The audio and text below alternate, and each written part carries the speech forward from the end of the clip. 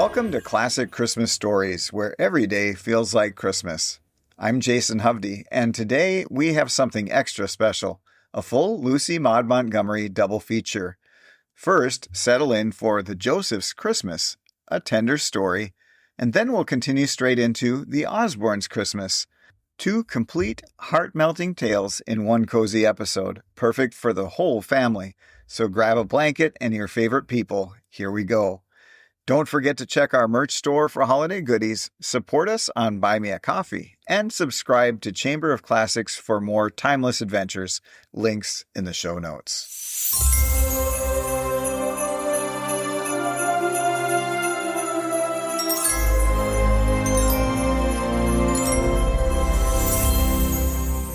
The month before Christmas was always the most exciting and mysterious time in the Joseph household. Such scheming and planning, such putting of curly heads together in corners, such counting of small hoards, such hiding and smuggling of things out of sight, as went on among the little Josephs. There were a good many of them, and very few of the pennies, hence the reason for so much contriving and consulting. From 14-year-old Molly down to 4-year-old Lenny, there were 8 small Josephs in all in the little log house on the prairie, so that when each little Joseph wanted to give a Christmas box to each of the other little Josephs, and something to Father and Mother Joseph besides, it is no wonder that they had to cudgel their small brains for ways and means thereof. Father and Mother were always discreetly blind and silent through December. No questions were asked, no matter what strange things were done. Many secret trips to the little store at the railway station 2 miles away were ignored. And no little Joseph was called to account because he or she looked terribly guilty when somebody suddenly came into the room. The air was simply charged with secrets. Sister Molly was the grand repository of these. All the little Josephs came to her for advice and assistance. It was Molly who for troubled small brothers and sisters did such sums in division as this. How can I get 10-cent present for Emmy and a 15-cent one for Jimmy out of 18 cents? Or, how can 7 sticks of candy be divided among 8 people so that each shall have one? It was Molly who advised regarding the purchase of ribbon and crepe paper. It was Molly who put the finishing touches to most of the little gifts. In short, all through December, Molly was weighed down under an avalanche of responsibility. It speaks volumes for her sagacity and skill that she never got things mixed up or made any such terrible mistake as letting one little Joseph find out what another was going to give him. Dead secrecy was the keystone of all plans and confidences. During this particular December, the planning and contriving had been more difficult, and the results less satisfactory than usual. The Josephs were poor at any time, but this winter they were poorer than ever. The crops had failed in the summer, and as a consequence the family were, as Jimmy said, on short commons. But they made the brave best of their small resources, and on Christmas Eve every little Joseph went to bed with a clear conscience. For was there not on the corner table in the kitchen a small mountain of tiny, sometimes very tiny, gifts, labeled with the names of recipients and givers, and worth their weight in gold if love and good wishes count for anything? It was beginning to snow when the small Josephs went to bed, and when the big small Josephs climbed the stairs, it was snowing thickly. Mr. and Mrs. Joseph sat before the fire and listened to the wind howling about the house. "I'm glad I'm not driving over the prairie tonight," said Mr. Joseph. "It's quite a storm. I hope it will be fine tomorrow, for the children's sake. They've set their hearts on having a sleigh ride, and it will be too bad if they can't have it when it's about all the Christmas they'll have this year. Mary, this is the first Christmas since we came west that we couldn't afford some little extras for them, even if 'twas only a box of nuts and candy." Mrs. Joseph sighed over Jimmy's worn jacket, which she was mending. Then she smiled. "Never mind, John. Things will be better next Christmas, we'll hope. The children will not mind, bless their hearts. Look at all the little knickknacks they've made for each other. Last week when I was over at Taunton, Mr. Fisher had his store all decked out, as Jim says, with Christmas presents. I did feel that I'd ask nothing better than to go in and buy all the lovely things I wanted, just for once, and give them to the children tomorrow morning. They've never had anything really nice for Christmas. But there, we've all got each other and good health and spirits, and a Christmas wouldn't be much without those if we had all the presents in the world. Mr. Joseph nodded. That's so. I don't want to grumble, but I tell you I did want to get Maggie a real live doll, as she calls it. She never has had anything but homemade dolls, and that small heart of hers is set on a real one. There was one at Fisher's store today, a big beauty with real hair and eyes that opened and shut. Just fancy Maggie's face if she saw such a Christmas box as that tomorrow morning. Don't let's fancy it, laughed Mrs. Joseph. It is only aggravating. Talking of candy reminds me that I made a big plateful of taffy for the children today. It's all the Christmassy I could give them. I'll get it out and put it on the table along with the children's presents. That can't be someone at the door. It is, though, said Mr. Joseph, as he strode to the door and flung it open. Two snowed-up figures were standing on the porch. As they stepped in, the Josephs recognized one of them as Mr. Ralston, a wealthy merchant in a small town 15 miles away. "Late hour for callers, isn't it?" said Mr. Ralston. "The fact is, our horse has about given out, and the storm is so bad that we can't proceed. This is my wife, and we are on our way to spend Christmas with my brother's family at Lindsay. Can you take us in for the night, Mr. Joseph?" "Certainly, and welcome," exclaimed Mr. Joseph heartily. "If you don't mind a shakedown by the kitchen fire for the night. My, Mrs. Ralston," as his wife helped her off with her things, "but you are snowed up. I'll see to putting your horse away, Mr. Ralston. This way, if you please." When the two men came stamping into the house again, Mrs. Ralston and Mrs. Joseph were sitting at the fire, the former with a steaming hot cup of tea in her hand. Mr. Ralston put the big basket he was carrying down on a bench in the corner. "Thought I'd better bring our Christmas flummery in," he said. "You see, Mrs. Joseph, my brother has a big family, so we are taking them a lot of Santa Claus stuff. Mrs. Ralston packed this basket, and goodness knows what she put in it, but she half cleaned out my store. The eyes of the Lindsay youngsters will dance tomorrow, that is, if we ever get there." Mrs. Joseph gave a little sigh in spite of herself, and looked wistfully at the heap of gifts on the corner table. How meager and small they did look, to be sure, beside that bulgy basket with its cover suggestively tied down. Mrs. Ralston looked too. "Santa Claus seems to have visited you already," she said with a smile. The Josephs laughed. "Our Santa Claus is somewhat out of pocket this year," said Mr. Joseph frankly. "Those are the little things the small folks here have made for each other.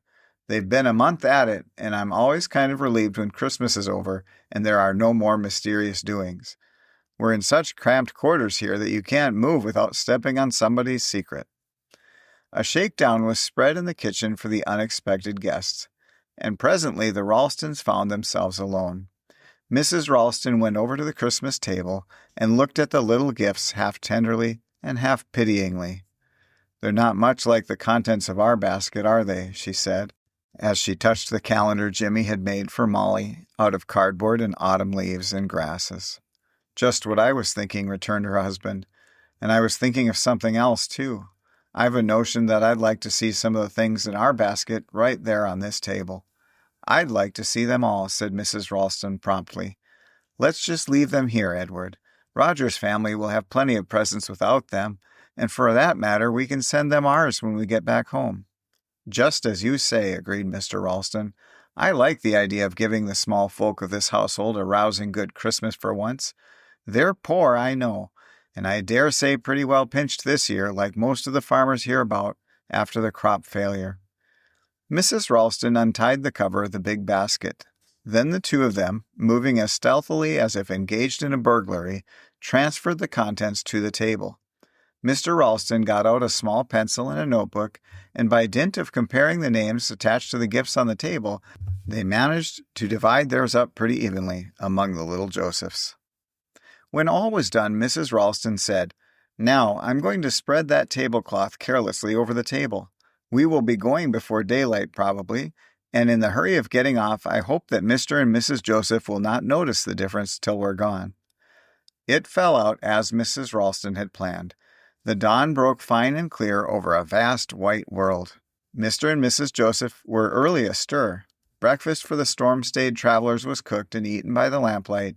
Then the horse and sleigh were brought to the door, and Mr. Ralston carried out his empty basket. "I expect the trail will be heavy," he said, "but I guess we'll get to Lindsay in time for dinner anyway. Much obliged for your kindness, Mr. Joseph. When you and Mrs. Joseph come to town, we shall hope to have the chance to return it. Goodbye, and a Merry Christmas to you all." When Mrs. Joseph went back to the kitchen, her eyes fell on the heaped-up table in the corner. "Why," she said, and snatched off the cover. One look she gave, and then this funny little mother began to cry. But they were happy tears. Mr. Joseph came too, and looked and whistled. There really seemed to be everything on that table that the hearts of children could desire. 3 pairs of skates, a fur cap and collar, a dainty work-basket, 6 gleaming new books, a writing desk, a roll of stuff that looked like new dress, a pair of fur-topped kid gloves just Molly's size, and a china cup and saucer. All these were to be seen at the first glance, and in one corner of the table was a big box filled with candies and nuts and raisins, and in the other a doll with curling golden hair and brown eyes, dressed in real clothes, and with all her wardrobe in a trunk beside her. Pinned to her dress was a leaf from Mr. Ralston's notebook with Maggie's name written on it. "Well, this is Christmas with a vengeance," said Mr. Joseph. "The children will go wild with delight," said his wife happily. They pretty nearly did when they all came scrambling down the stairs a little later. Such a Christmas had never been known in the Joseph household before. Maggie clasped her doll with shining eyes. Molly looked at the work-basket that her housewifely little heart had always longed for. Studious Jimmy beamed over the books, and Ted and Hal whooped with delight over the skates. And as for the big box of good things, why, everybody appreciated that. That Christmas was one to date from in that family. I'm glad to be able to say, too, that even in the heyday of their delight and surprise over their wonderful presents, the little Josephs did not forget to appreciate the gifts they had prepared for each other. Molly thought her calendar just too pretty for anything, and Jimmy was sure the new red mittens which Maggie had knitted for him with her own chubby wee fingers were the nicest and best mittens a boy had ever worn. Mrs. Joseph's taffy was eaten too. Not a scrap of it was left. As Ted said loyally, it was just as good as the candy in the box and had more chew to it besides. That was the Joseph's Christmas. Don't go away, because now we're going to hear the Osborne's Christmas.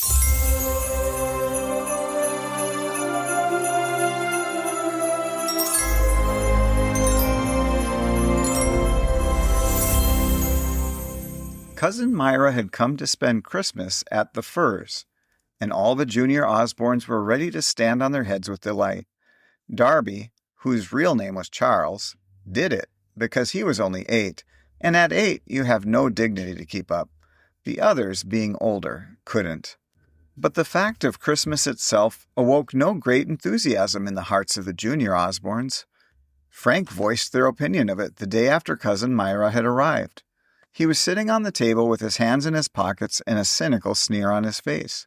At least, Frank flattered himself that it was cynical. He knew that Uncle Edgar was said to wear a cynical sneer, and Frank admired Uncle Edgar very much and imitated him in every possible way. But to you and me, it would have looked just like it did to Cousin Myra, a very discontented and unbecoming scowl. "I'm awfully glad to see you, Cousin Myra," explained Frank carefully. "And your being here may make some things worthwhile. But Christmas is just a bore, a regular bore." That was what Uncle Edgar called things that didn't interest him, so that Frank felt pretty sure of his word. Nevertheless, he wondered uncomfortably what made Cousin Myra smile so queerly. "Why, how dreadful," she said brightly. "I thought all boys and girls looked upon Christmas as the very best time in the year." "We don't," said Frank gloomily. "It's just the same old thing, year in and year out. We know just exactly what is going to happen. We even know pretty well what presents we are going to get. And Christmas Day itself is always the same. We'll get up in the morning, and our stockings will be full of things, and half of them we don't want. Then there's dinner. It's always so poky, and all the uncles and aunts come to dinner, just the same old crowd, every year, and they say just the same things. Aunt Desda always says, "Why, Frankie, how you have grown." She knows I hate to be called Frankie. And after dinner, they'll sit round and talk the rest of the day, and that's all. Yes, I call Christmas a nuisance. There isn't a single bit of fun in it, said Ida discontentedly. Not a bit, said the twins, both together, as they always said things. There's lots of candy, said Darby stoutly. He rather liked Christmas, although he was ashamed to say it before Frank. Cousin Myra smothered another of those strange smiles. You've had too much Christmas, you Osbornes, she said seriously. It has palled on your taste, as all good things will if you overdo them. Did you ever try giving Christmas to somebody else? The Osbornes looked at Cousin Myra doubtfully. They didn't understand. We always send presents to all our cousins, said Frank hesitatingly. That's a bore, too. They've all got so many things already it's no end of bother to think of something new. That isn't what I mean, said Cousin Myra. How much Christmas do you suppose those little Rolands down there in the hollow have? Or Sammy Abbott with his lame back? Or French Joe's family over the hill? If you have too much Christmas, why don't you give some to them? The Osbornes looked at each other. This was a new idea. How could we do it? Asked Ida. Whereupon they had a consultation. Cousin Myra explained her plan, and the Osbornes grew enthusiastic over it. Even Frank forgot that he was supposed to be wearing a cynical sneer. I move we do it, Osbornes, said he. If Father and Mother are willing, said Ida. Won't it be jolly? Exclaimed the twins. Well, rather, said Darby scornfully. He did not mean to be scornful. He had heard Frank saying the same words in the same tone, and thought it signified approval. Cousin Myra had a talk with Father and Mother Osborne that night, and found them heartily in sympathy with her plans. For the next week, the Osbornes were agog with excitement and interest. At first, Cousin Myra made the suggestions, but their enthusiasm soon outstripped her, and they thought out things for themselves. Never did a week pass so quickly, and the Osbornes had never had such fun either. Christmas morning there was not a single present given or received at the Firs, except those which Cousin Myra and Mr. and Mrs. Osborne gave to each other. The junior Osbornes had asked that the money which their parents had planned to spend in presents for them be given to them the previous week, and given it was, without a word. The uncles and aunts arrived in due time, but not with them was the junior Osbornes' concern. They were the guests of Mr. and Mrs. Osborne. The junior Osbornes were having a Christmas dinner party of their own. In the small dining room a table was spread and loaded with good things. Ida and the twins cooked that dinner all by themselves. To be sure, Cousin Myra had helped some, and Frank and Darby had stoned all the raisins and helped pull the homemade candy, and all together they had decorated the small dining room royally with Christmas greens. Then their guests came. First, all the little Rolands from the Hollow arrived, 7 in all, with very red, shining faces, and not a word to say for themselves, so shy were they. Then came a troop from French Joe's, 4 black-eyed lads who never knew what shyness meant. Frank drove down to the village in the cutter and brought lame Sammy back with him, and soon after the last guest arrived, little Tilly Mather, who was Miss Rankin's orphan asylum girl from over the road. Everybody knew that Miss Rankin never kept Christmas. She did not believe in it, she said, but she did not prevent Tilly from going to the Osbornes' dinner party. Just at first the guests were a little stiff and unsocial, but they soon got acquainted, and so jolly was Cousin Myra, who had her dinner with the children in preference to the grown-ups, and so friendly the junior Osbornes that all stiffness vanished. What a merry dinner it was! What peals of laughter went up, reaching to the big dining room across the hall, where the grown-ups sat in a rather solemn state. And how those guests did eat and frankly enjoy the good things before them.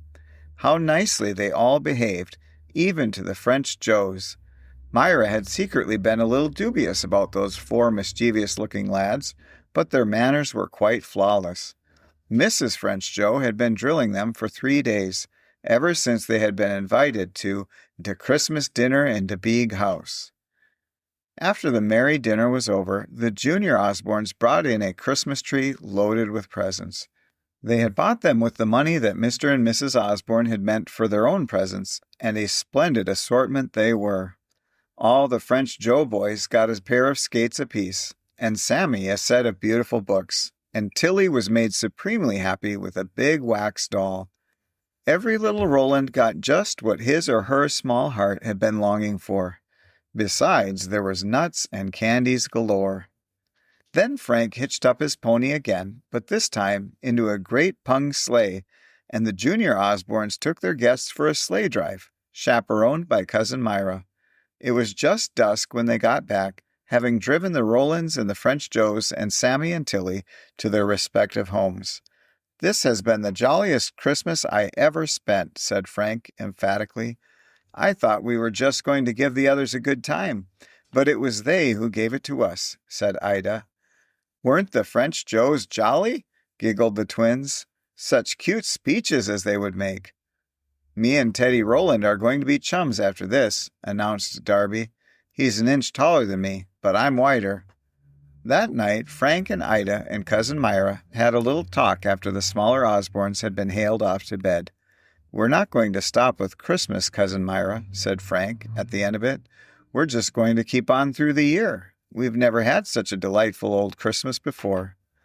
"You've learned the secret of happiness," said Cousin Myra gently, and the Osbornes understood what she meant. And that brings our Lucy Maud Montgomery double feature to a close. I hope the Joseph's Christmas and the Osborne's Christmas left your heart a little fuller and your holidays a little brighter. If these stories touched you, please leave a quick review on your favorite podcast platform. It truly helps new listeners find the magic. We'll be back tomorrow with another daily festive classic right through Christmas Day. In the meantime, visit our merch store for holiday gifts, support the show on Buy Me a Coffee, and subscribe to Chamber of Classics for mysteries and more. All links in the show notes. Until tomorrow, merry, merry storytelling.